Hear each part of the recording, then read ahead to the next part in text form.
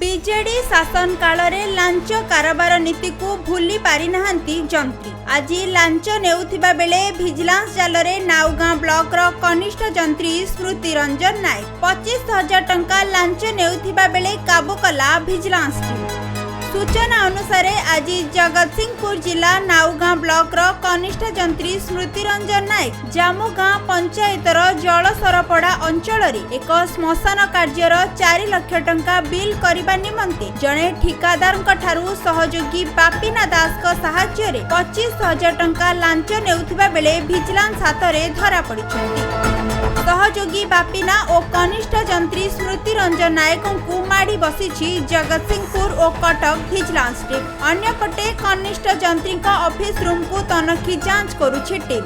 एही चढ़ाऊ रे Cuttack vigilance SP और जगतसिंहपुर डीएसपी सामिल रहिथिबा जଣା पड़िछि। जगतसिंहपुर उमाकांत पात्रଙ୍କ रिपोर्ट खबर ओडिशा।